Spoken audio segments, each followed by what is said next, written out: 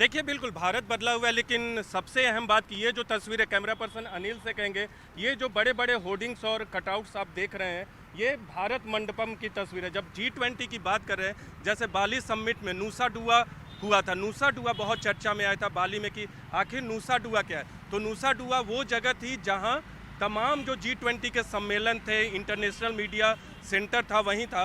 भारत मंडपम में भी उसी तरह से तमाम तैयारियां की गई। अगर फ्रंट में अगर हमारे कैमरा पर्सन अनिल दिखा दे आपको, जो सामने में तस्वीर दिख रही है, यही भारत मंडपम है जहां 29 देशों के राष्ट्राध्यक्ष और 14 अंतर्राष्ट्रीय संगठनों के जो प्रमुख है वो इसमें शामिल होंगे। भारत मंडपम आपको दिख रहा होगा, और ये जो झंडे आपको दिख रहे हैं 43 देशों और संगठनों के झंडे हैं।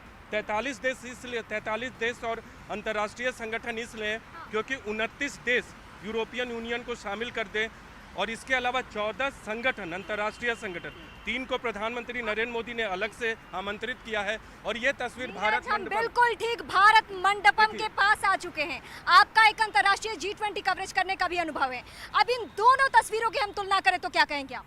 देखिए बाली की अगर बात करें, बाली की तुलना में ये आयोजन बहुत बड़ा है, क्योंकि इससे पहले कहीं भी ये भारत मंडपम है। आप यहाँ भी तिरंगा देख रहे हैं, 43 देशों और संगठनों के तिरंगे, और जिस तरह से सजाया गया, उधर नटराज की मूर्ति है जो कि बहुत ऊंची प्रतिमा है। और ये तस्वीरें जो आपको दिख रही है, भारत मंडपम के आसपास का इलाका है, सिक्योरिटी बहुत टाइट है, हम लोग को विशेष छूट दी गई है कि हम लोग इसे कवर कर सके। इसके अलावा इंटरनेशनल मीडिया सेंटर जो है, 1500 लोगों के लिए एक साथ बैठने की व्यवस्था है।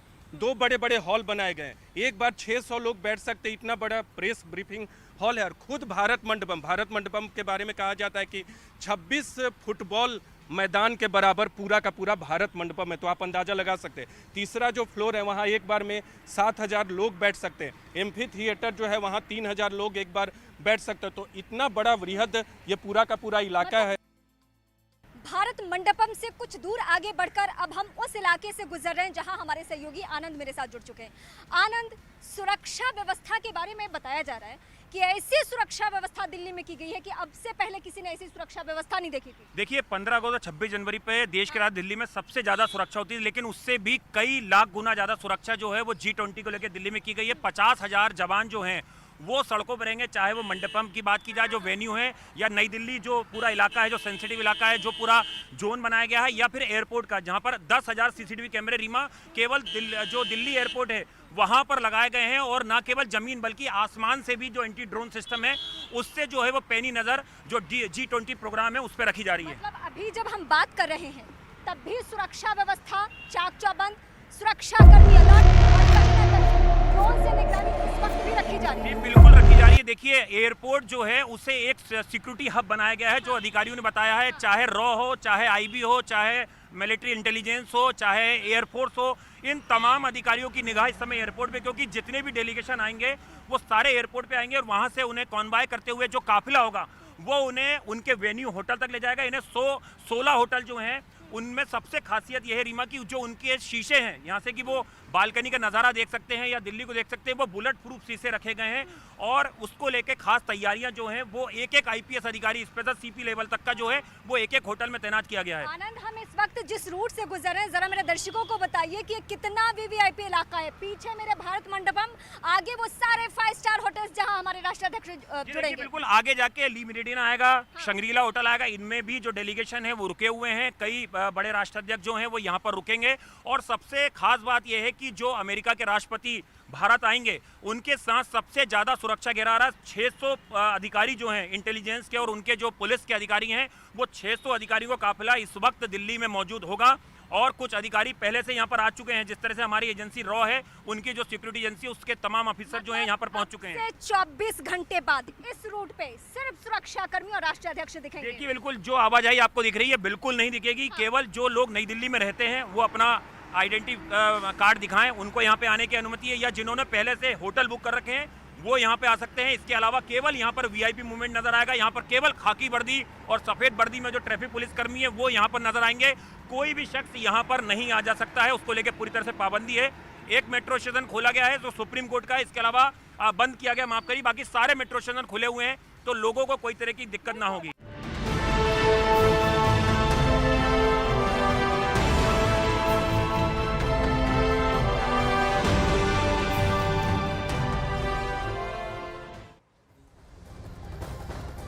G20 समिट को लेकर इस वक्त एक प्रेस कॉन्फ्रेंस चल रही है, सीधा हम रुख कर लेते हैं।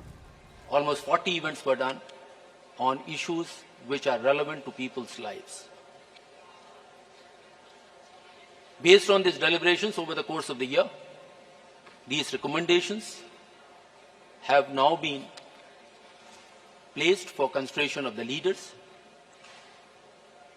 They would be discussing it over the course of next 2 days, and then we will have definite outcomes and we will all share with you. Thank you.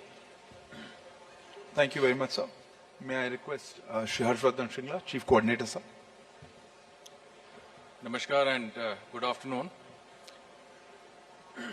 The focus of today's press conference is on the G20 New Delhi summit. But since many of our media friends have joined us only today, I'll briefly begin by taking you through our presidency journey. As you know, we assumed the presidency of the G20 on the 1st of December last year, and we will conclude our presidency on the 30th of November this year. During the course of our presidency, we would have hosted over 220 G20 meetings in 60 different cities across the length and breadth of our country. In keeping with the Prime Minister's vision of a pan-Indian G20, we will have hosted one G20 meeting in at least one G20 meeting in every state and union territory of India. And to my mind, that is the finest example of cooperative federalism that we can see. Now, the effort has been, of course, to take the G20 down to the grassroots level through a process that we call Jan Bhagiyadari, which is a people's participation movement. And whether it is through the G20 University Connect or the G20 Model School or quiz, essay and painting competitions and festivals, the G20 has been popularized and taken down to the grassroots levels in our country. We have also looked at the G20 as an opportunity to highlight and showcase India's rich cultural heritage and diversity and our tourism potential. And in that context, we have hosted over 300 cultural events with the participation of over 18,000 of our cultural artists and exponents. Of course, we have also made our presidency an inclusive one. Sherpa has already mentioned that we've had very significant participation from the global south and from Africa.